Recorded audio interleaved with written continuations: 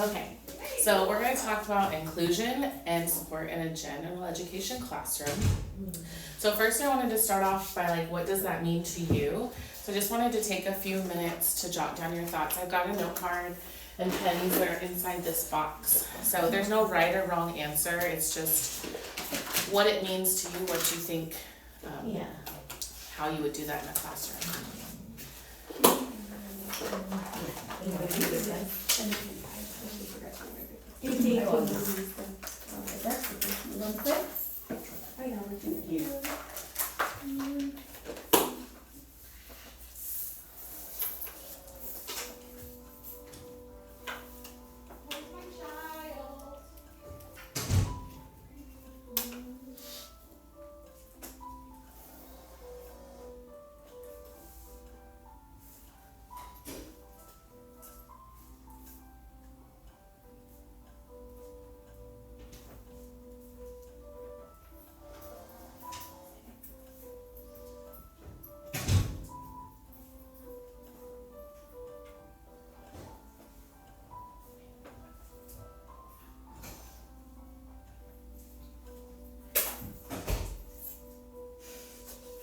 I have to give it to you? But no, this is just for you. Okay. You're not sharing it, Okay. it can be whatever you want it to be.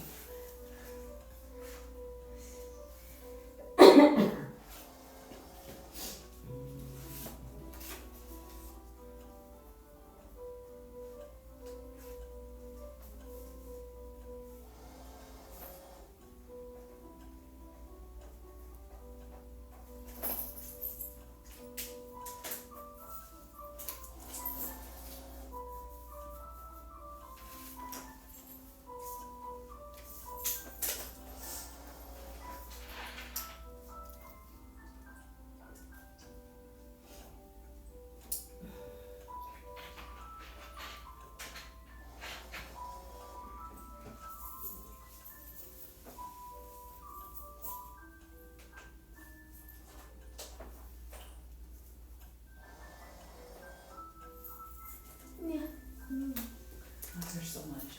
I know. Right. Yeah, I'm like, I should have wanted, I know. know.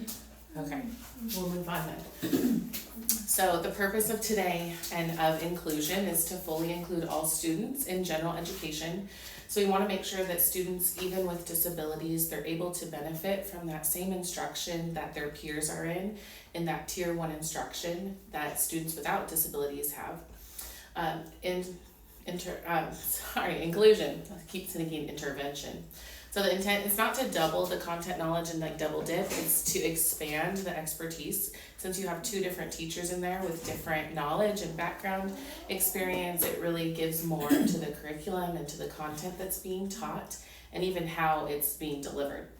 So it's the purpose, it's to figure out ways to meet the needs of the students in a different way, either through accommodations, modifications, even through different styles of learning and teaching. So I liked this quote, if you always do what you've always done, you'll always get what you've always got. So there's lots of benefits from inclusion. As you can see, there's more student and teacher interaction because you have more adults and more teachers in the room. You're able to meet with students in smaller groups. You're able to have more one-on-one interaction with the students. Students with disabilities are able to grow their confidence as they're able to work on those skills with the supports that they need that they might not get in that tier one model. So although teachers want to give all the supports that they can to their students and should, having 22, 23 students doesn't always make it feasible to always be able to provide one-on-one attention or even small group instruction when they want to. So having that inclusion teacher in there really increases the student achievement, and it also allows another adult to be in the room to monitor behavior, even impacting the behavior before it happens, so seeing possible triggers that might happen too. We're also able to have stronger lesson plans, more diverse lesson plans, because you've got multiple people working together to deliver that content.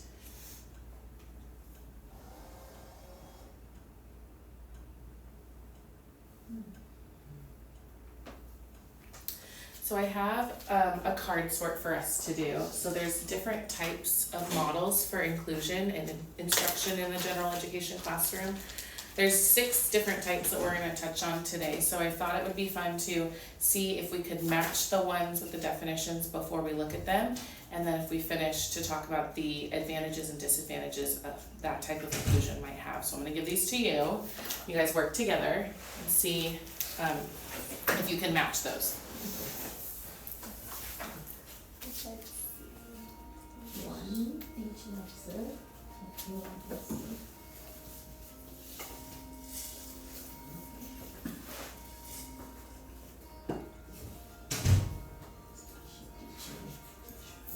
Read one first, yes, and then see what.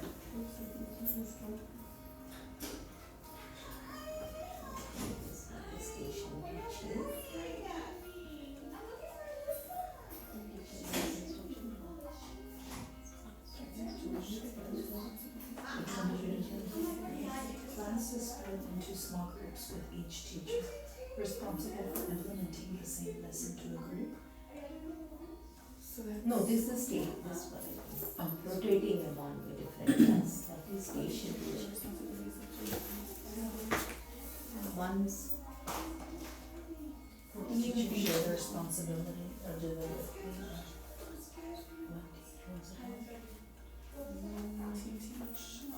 Right? Because. Both teachers share the responsibility. Yeah.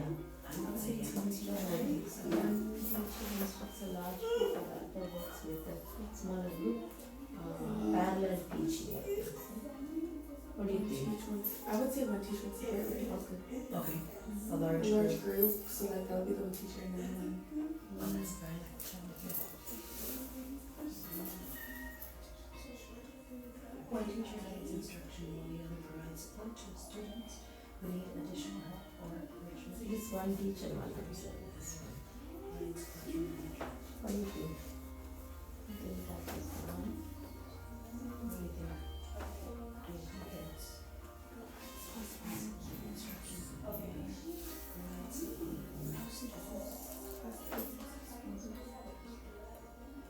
I think this one would be which is that one? Station teacher. Yeah, this is separate stations. They go rotating stations. Yeah, it'll be station teacher. That's fine.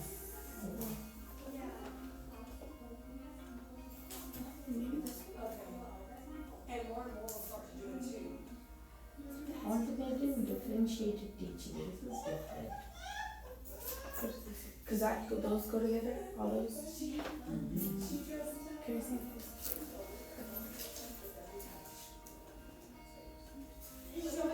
I think this can go with the parallel teaching. Class is split into small groups with each teacher responsible for implementing the same lesson to a group. This will be the best one, I think.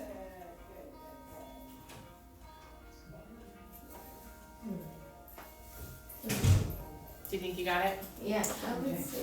So what kind of advantages or disadvantages do you think that each form of inclusion might have, just by looking at those definitions?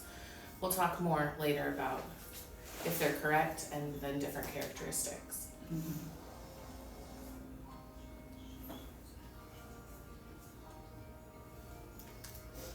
Is there one that you prefer or would start with? One that might not be the best model that you think?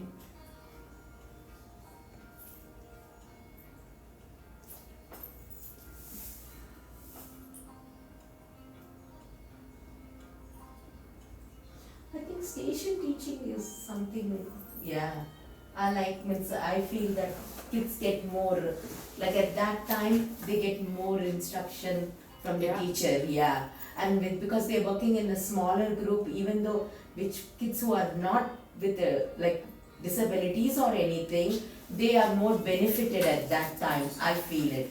Because they're getting one-on-one attention with this classroom teacher, and whatever the instructions, like whatever the lesson it's delivered, it's going to them very quickly, and then they can demonstrate it. Yeah. What do you think? Yeah, I agree with what Yeah. you're saying, yeah. Yeah, but that's what I notice when I go into the classroom. I see like kids working with that small station over there, when they're sitting on the carpet, because they are more distracted at that time, not everybody's eyes are focused on the teacher.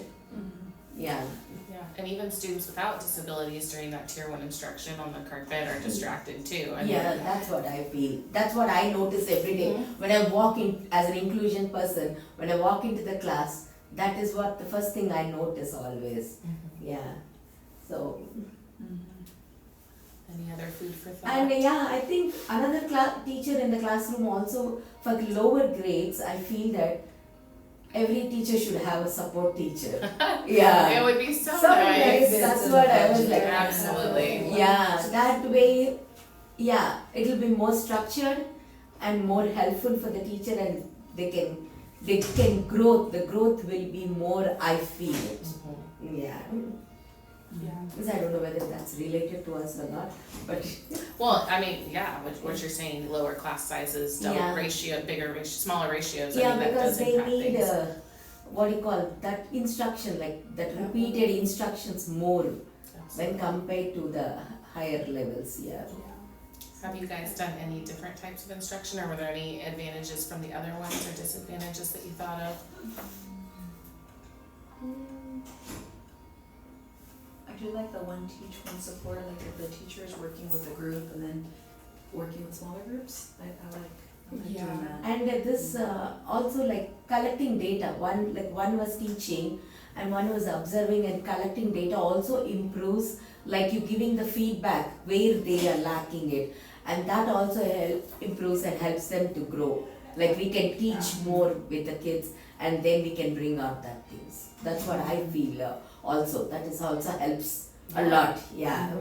You're on the right track. Oh, thank you. Collecting data is really important because that data impacts, Yeah. you know, the student's trajectory too. Yeah, that's true. Yeah.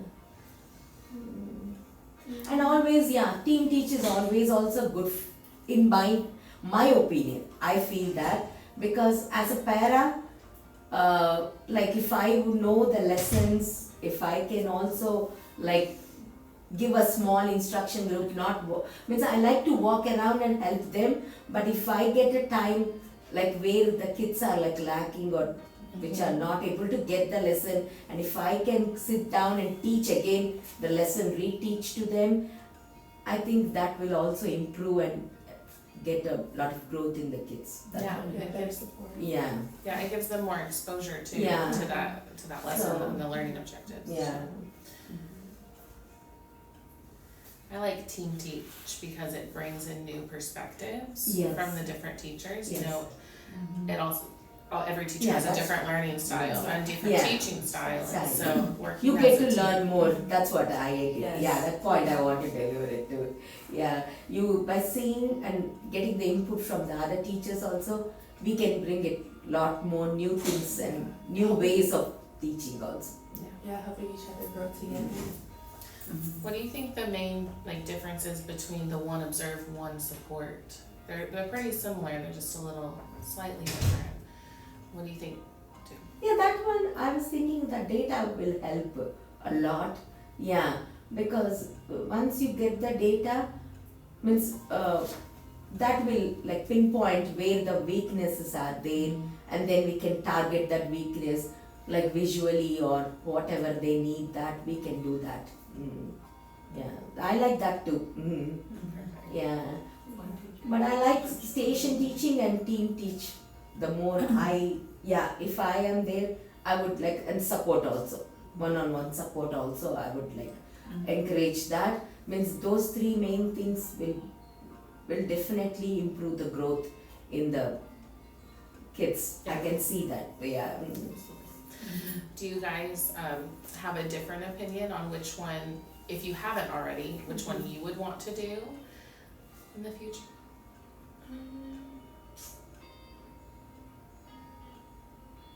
Is there one that you would be more comfortable with than others? I think station teaching is pretty neat. I mean, I working with small group, and then rotating. I mean, I probably wouldn't do it all the time, but Yeah. randomly I would.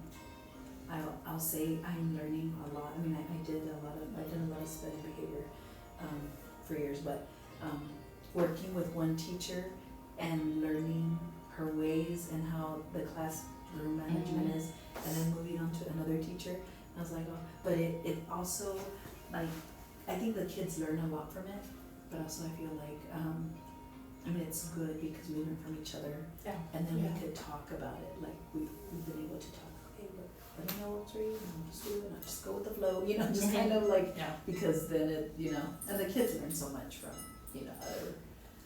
I also think like grade levels impact the Yes. different types Yeah. of, instruction that you could do too. Yeah. So, Yeah.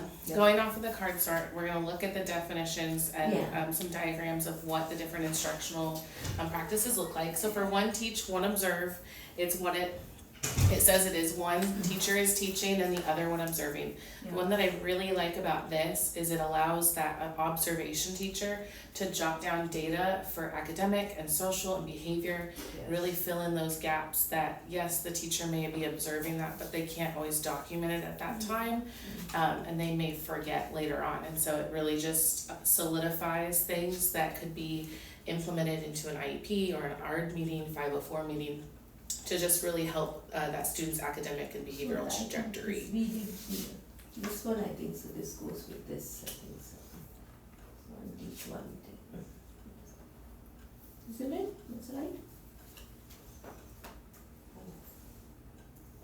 Close. Close. We'll look at this one. So then Okay. there's the one teach, one observe, or one support, one teach, one support. This one is similar to the one observational one. The only difference is there's one teacher teaching and that other inclusion teacher is walking around supporting the other students. So you're looking to see, are there any accommodations that could help or modifications with those students, or where there's a lack of understanding in that tier 1 instruction. So it's really important that in this one teach, one support, each teacher has a really distinctive role in making sure that students are really being successful and really getting those learning outcomes that they want. So it's used a lot when there's new material. So it's really that supporting inclusion teacher, solidifying that content knowledge. And it's also, like I said, when you have another teacher in there, there's different expertise, and they may have more knowledge in that specific content area or that specific TEK. So I like that one too. Talked a lot about station teaching, and station teaching can be a really neat one.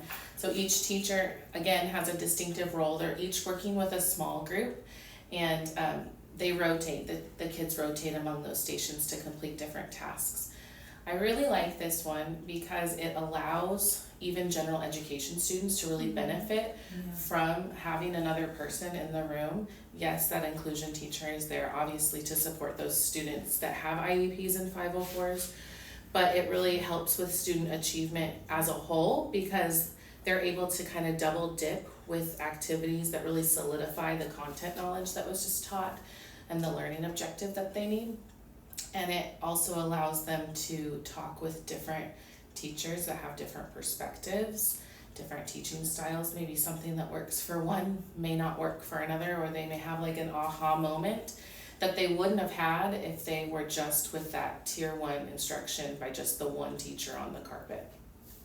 So I really like this. It's got the same, we're all teaching the same content, the same learning goal and target, but it's just maybe taught with a different activity.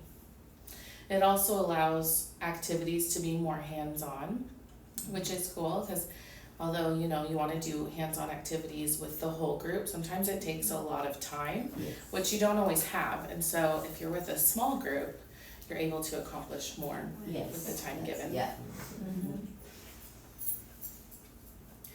This team teaching one is where both teachers, they share that responsibility and they're both delivering the lesson. So it would be both teachers are in the front and they're really feeding off of each other. This takes some time because you've got to get to know the different teaching styles and working together and how to really, that banter back and forth on who's talking, who's not, and that kind of thing. So I think it's a really good one. Especially when you've been working with a specific teacher for a while, then you kind of can have that ebb and flow. So are they talking about two teachers in the classroom, like always? Or No, well, just occasional? for the like inclusion lesson. Oh, okay. So it would be like if you and Ms. Pistoni were teaching a lesson on character traits. Okay. You each would be up in the front Oh, at the board talking about that instead of, you know, being in the back or, yeah. Okay. Mhm. So maybe one of you's doing the read aloud and then one of you's leading the discussion portion. Okay, thank you. This one is seen a lot in the classroom too, this alternative differentiated teaching. So what this is the classroom teachers teaching the whole group that tier 1 instruction, while the inclusion teacher has taken a smaller group to work on a different content area or different task. So this would be like in a kindergarten setting, if I've got, you know, most of my class we're learning how to read, so I'd be teaching them, like we're blending words. But I've got a few students that've got an IEP or a 504 that need help with their letter identification and their sounds. That would be when the inclusion teacher would take that small group to go specifically work on that learning target. So it does allow the two teachers to work together and to work on different skills. It also allows that diversity in the lesson plan. And it allows those students that are struggling to have that individualized or small group instruction, which just solidifies their learning. Have either one of you guys done this form of teaching yet? Have you done that one? Yeah, I do sometimes, yeah. For the higher grades I do, not with the lower grades, yeah. Which we teach the math or whatever, the ELA, like, it's not, in ELA I don't do the teaching, but I, like you said, the character traits, when they read the story, like I try to bring out, pull them out, like the settings, way that, and influencing the story, that's what I do, yeah. And I've watched kids grow, like doing that, like pulling them and actually like breaking it down and then having them put it together. I've seen kids grow, like it's worked better for them. This could be a time too when like a teacher has given an assessment too, and we've seen that, oh, there's a group of kids that need a reteach or they need you know, remediation, so that would be in that small group too, where you could go over that test or that assignment and look at those answer choices and really walk through the reasoning behind a certain, you know, choice was chosen or that thought process too. Yeah. We've got parallel teaching. This is when the class is split into two different groups and each teacher is responsible for the same thing. So you're teaching the same lesson at the same time, but it's just smaller groups. So this one is cool too because it gives, again, that smaller group for that tier 1 instruction, which just also gives those students with disabilities a chance of grasping the material better with that individualized and small group instruction. Have any of you done this one too, where you're teaching the same thing at the same time? Or is this one maybe new? Not in the same classroom, so I guess it would be new. Yeah. Yeah, this one would take a little bit of planning too, to meet with that general education teacher. Maybe go over their lesson plan too and kind of lesson plan together, essentially. Yeah. The thing that I like about this too is because, you know, sometimes there can be a divide between teachers and educational assistants, and it really brings everyone together for the cause. Like we're all teaching the students. We all want them to grow, and we're working together. And I really like how it builds that community between the different departments and things. So I'm going to give you 2 minutes to either talk or write or whatever you think. Did your thoughts change after learning about each model? Because there were a couple that we were switching the definitions with. So what kind of changed, and what kind of advantages or disadvantages do you think to each one?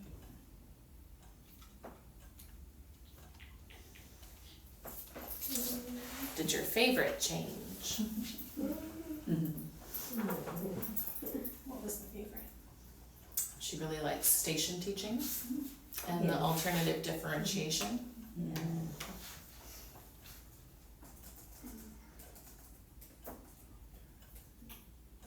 And for me, I like the data taking also, because when I joined, this position. That year I was working with a teacher and we were taking, because the kids were not able to successful at the start test. So we were like taking the data and we were looking at which kids need more areas to be focused on, and I worked with a teacher and we were doing it and we can show the result at the end. So that one I liked it also a lot that time.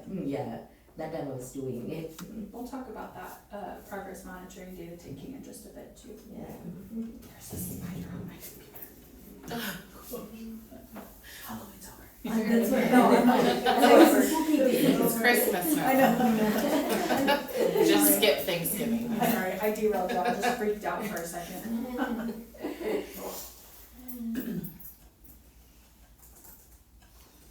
I personally, even when I taught upper grades, didn't do a lot of parallel teaching, but I think it's an opportunity that's missed a lot. It's neat to learn more about the different types of teaching, because you always think like there's one, but there's, it's, Yeah.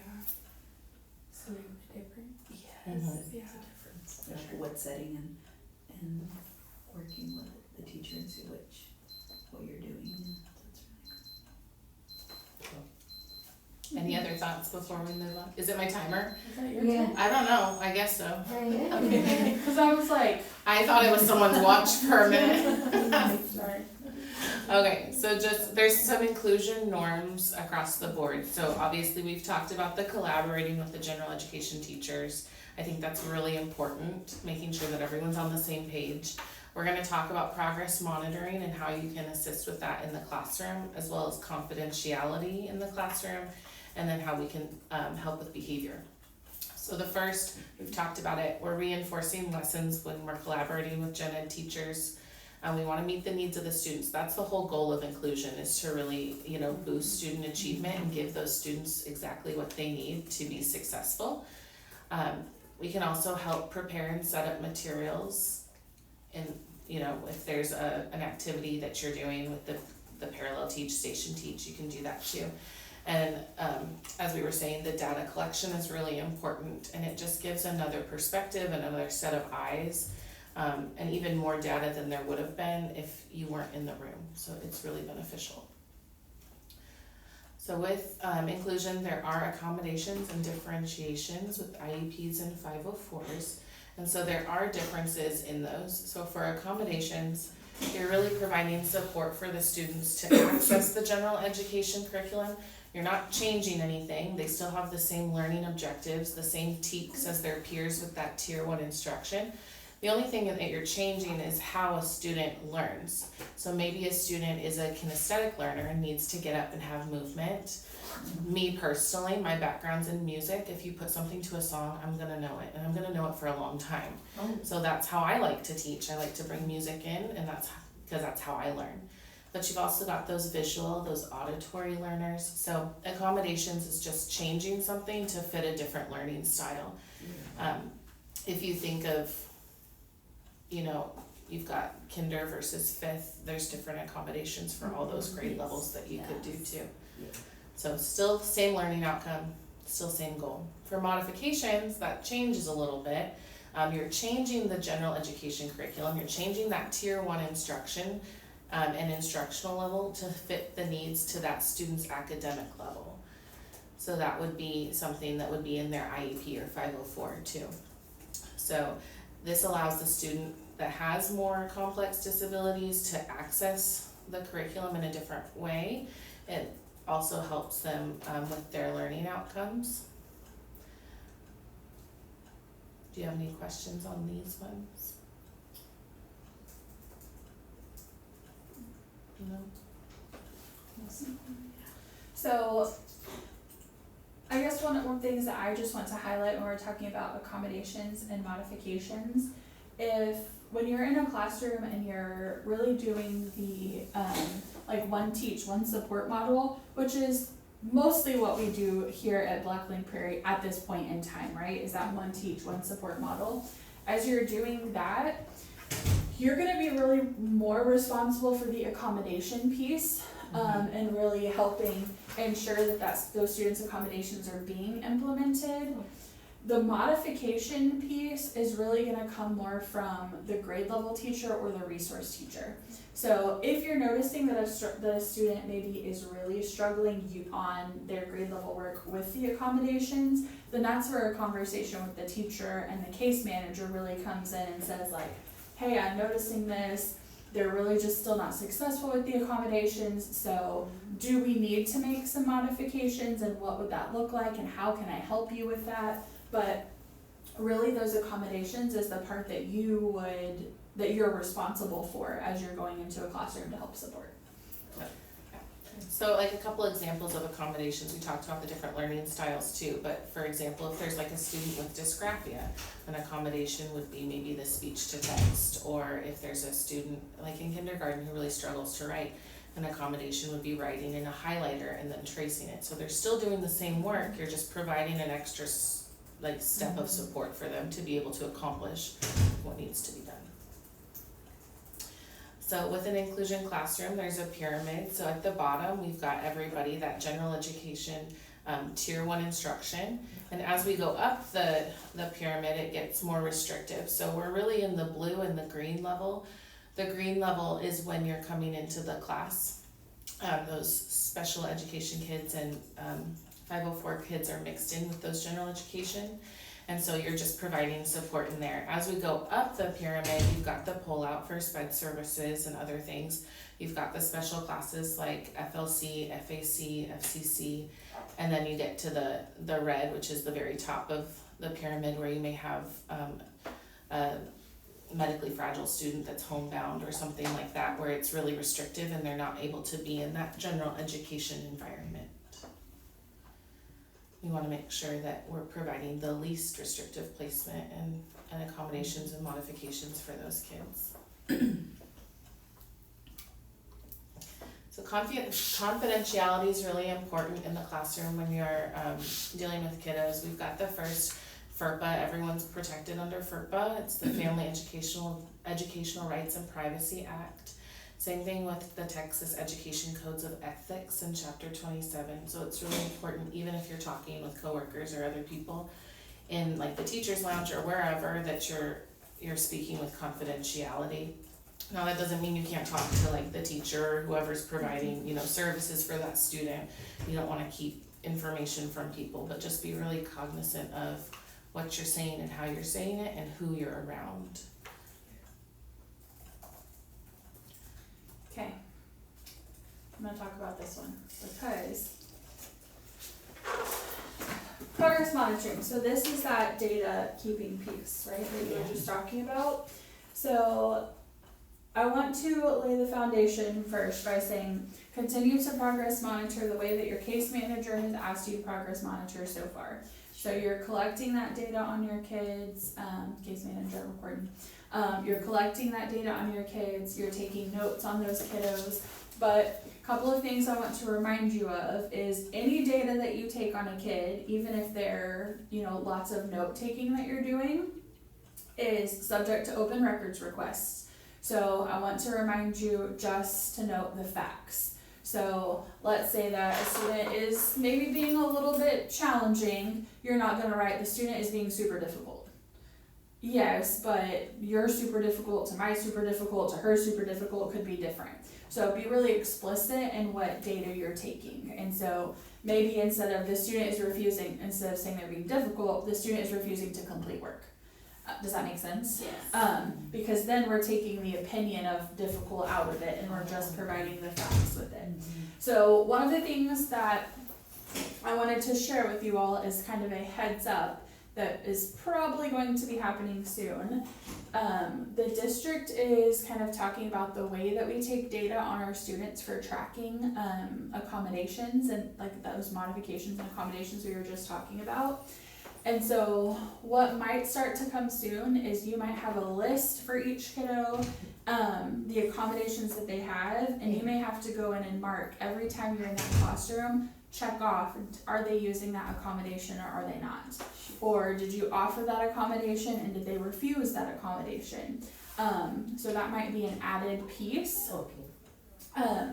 Another thing that we're working with the resource inclusion teachers on is possibly creating one data collection template system that every educational assistant would use when they go into a classroom. Because I know right now it differs a little bit, I think, by case manager. Yes. And so wanting to streamline that not only for y'all but for them as well. So if they're shifting kids and working with different kids, there's only one format and only one way to help Okay. improve our data collection process. Does that make sense? Yes. Okay.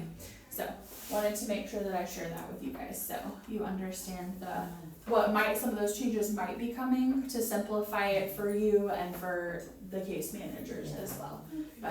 And to make sure I remind you, facts only. Yes. Okay, so another thing that inclusion teachers can offer is behavioral support. So it's really important to remember that behavior is always a form of communication, whether we like it or not. It has a function and it occurs in a pattern, and that behavior can change no matter how difficult the behavior is or that kid is being. It is something that can change, it just may take a little time. So there are, situations where you may find yourself in something called rational detachment, and that is, recognizing that you need to be professional when a student is having a behavior problem or needs additional support. I find myself in that, a lot. I know. Like every day. I see you know? I see So it's just really important to remember to remain professional at all times. There may be a different way that you might handle that personally, but in the workplace, in this environment, things are handled a specific way, and there's a matrix for handling those things. I would say with that, don't be afraid to what I call tap out. And so if you're dealing with a situation and a student that is really frustrating you, and if you take a couple of deep breaths, there will be times that I'll show up to a teacher's classroom, not pointing to Miss I'll show up to a teacher's classroom, and before I take my keys out to unlock the door, I just take a deep breath to regulate, to make sure that I myself am regulated before I try to regulate that student. So that's always the first line of defense. But if you're continually working with a student and they are just kind of continuing to escalate you're getting frustrated, I will say, I don't argue with kids, I encourage you, don't argue with them either, then don't be afraid to tap out. Don't be afraid to say hey Alyssa, can you trade me for a second? I need to step out and see if someone else, because sometimes just a different lens or a different perspective is helpful with the student. Mark and I do it with each other all the time. We had a first grader up here and Mark was your turn. Okay. So we'll just, and that's how it you work better as a team when you do those things as well, and everyone kind of gets to understand those students. It builds capacity in our students also, because our students learn how to work with multiple adults as well. I know that sometimes we all have, there's a couple of students oh, I work better with you and no one else but you, and if someone else tries to help me, I don't want them to help me, I want you. But in the real world, that's not how it works, and so we really want to build our students' capacity as well. So don't be afraid to tap out with one another either. So just know that is that's a really good technique to use, especially with de-escalation. And going off of what Mandy said, I think it's really important, we teach our students how to regulate their emotions too. Just modeling that for them is going to reinforce those things that we're already teaching too. So they're seeing that, the grown-up that I'm with is using that strategy, must be working, so let me try it next time maybe, So just something to keep in mind. So we talked about there being a function. There are a couple different types. There's sensory, escape, attention, intangibles. I see a lot of escape people, students, thinking that something's too hard, so I'm just not gonna do it. I'm gonna go to the bathroom, I'm gonna go walk the hall, something. So, so there's that escape. There's also the sensory, some students like the way it feels when they're doing a specific behavior, and so that provides that sensory feeling that they want. Their attention, lots of students love attention, and so, one of the good things about having support is being able to provide more specific attention to that specific student. So they just want more social interaction and more of you. There's also the tangibles, where they want access to their preferred activity. They want to play, they want to build Legos. So sometimes we see that too. So how can you support? So we've talked about reinforcing lessons, providing that assistance during those lessons. We've talked about how your knowledge is really valuable and it provides a diverse set of knowledge for that lesson plan.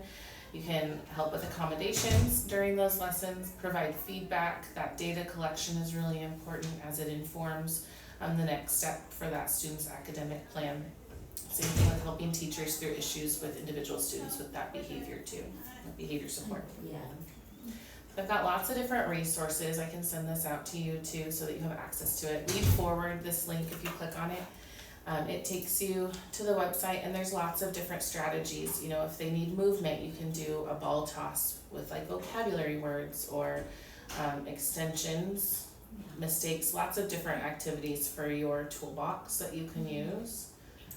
The more tools, the better.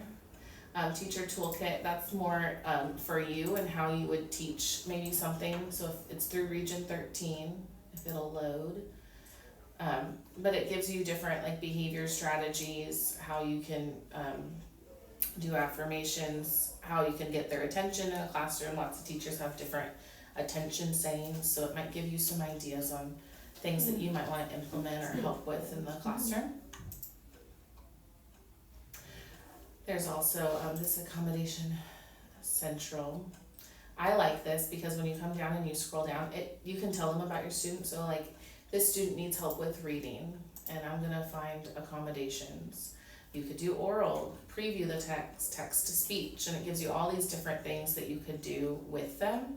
So if you're like, well, I really wanna help them, but I don't know how, it's a good resource, like with math. There's charts, graphic calculators, or graphics, calculators, manipulatives. Students do really well with manipulatives, whether they're concrete things that are in front of them or even virtual. There's lots of websites for that too. PBIS is a website that is for behavior specific, and I like this one too because if you have a student that has a specific behavior, like who is super defiant, you can click on defiant and it'll give you like how this student may look in the classroom. And so if you don't think that they are defiant, you're like, oh, well, let me go back and choose a different one. But it also gives you, so you answer yes or no, and then it gives you, well, this is what tier 1 instruction or interventions would be for a defiant kiddo in the classroom, which is like the general education. And if that's still not working, you can be like, I tried all of those. You can go to tier 2 and it can give you even more suggestions on how to combat that defiantness. So I like this one. It's just lots of different, resources, anywhere from name calling to bullying to, being off task, something as simple as that. Can I add Mm-hmm. real quick? So this is a really great resource, especially as you're getting to know your students and you're getting to, right, as you're collecting that data and say like they're refusing or whatever it might be. This is a good resource for you to say like, okay, what can I control and how can I help? Because what I really want is I want you to feel empowered when you're in a classroom to support all students in that classroom. So yes, you might have your, particular student that you're in there for inclusion, or you're in there just to assist, but for, with like this one group of students, but I really want you to feel empowered to support all students in the classroom. Okay. So that means, I know it's a balance, right? You don't want to step on the teacher's toes, or you don't want to you don't want to escalate a student, but you are an adult and you are a lead learner, and when you are in that classroom and you're setting the example, if let's say the teacher's up giving their instruction and you've got one kid that's playing on his Chromebook, if I go in there and I see you in there, I expect you to go up and whisper to that kid and be like, hey, your teacher's up here, the expectation is that your Chromebook is away. So please feel empowered to do that, because I also think that what we allow is what becomes the standard and what becomes the norm. So if the kid knows that you see them on the Chromebook but you don't address it, then they're like, I got away with it, and then they're going to try it again. But we want to hold them accountable. So as instructional assistants, when you're in the classroom, you are an adult. We hired you for a reason and a purpose, and we trust you to be able to do those things as well. If there's a student that you notice is particularly doing something and you've looked through here, you've tried a couple of these strategies to help, that's when great opportunities to talk with the teacher, like, hey, I know the student's on my caseload, but I have coming in and I've kind of tried to redirect these things. Is there something you as the teacher find that is really helpful for this student? How can I help support that student in your classroom? So yes, you're in there to help with accommodations for those particular students for inclusion, but I want you to feel empowered that you are another adult in that classroom and you can help hold students accountable in all of these areas as well. So please know that. Oh, sure. This one is more, it's from the district, so it's got digital tools for accessibility and accommodations. So if you click on accommodations, it'll give you all of these ones that are approved with the district and how they integrate into Eduphoria, or how you could use it on a STAR test or the classroom. So I think that's really cool how they divided it, so it's really easy to find something when you need it. Snap and Read, this one is an accommodation for students who need help with things being read aloud to them. So it'll read aloud websites and different things. I think it's an extension or something on their Chromebook that you can add, but there's a tutorial for it too. Autism Circuit's a really cool one. It gives a lot of information about, autistic behaviors, differences between girls and boys, behavior collection or data collection, just a lot of different resources and things that you could do and how to help with someone in the classroom. I've had students in the past that have had autism and they have a specific little basket, like they're saying, those like trial bins. I've had where they have a basket and it's like when they're done with something that's hard or difficult for them or they need a break, they go to their sensory basket and get something for a little bit too. So just something to keep in mind. There's also lots of graphic organizers, worksheets, anchor charts. I've done this one a lot with the visual supports and checklists, the if then, so like if you do your work now, then you get to play with Legos. This is what our daily schedule looks like. Some students do really well with having pictures to know what's coming next so they can kind of regulate or prepare themselves before they're asked, you're asking them to do something they don't want to do. That's interesting. Oh, okay. It didn't look like that. Yeah, It did not. Yesterday. That's all right. Okay. So the last little part was how can you adjust your inclusion to support? So how did your thinking change, if it changed at all, from the beginning? So if you just want to take a minute and look at your note card, see if anything changed. Again, that's completely for you. You don't have to share it at all. It's just a reflective thing. But I want to thank you for being supportive and flexible with me. I appreciate it. Good audience. You did a great job. Thank you. Thank you. Great one. Thank you. All right, does anyone have any questions? Well, thank you, because I feel like I'm learning more. If you can And so- share the slides. Yes, I will share the slides with Oh, you. Yeah, That would be absolutely. great, yeah. Mhm. Yeah. Yeah, for sure. That's helpful. Cool. A lot to Yes. read.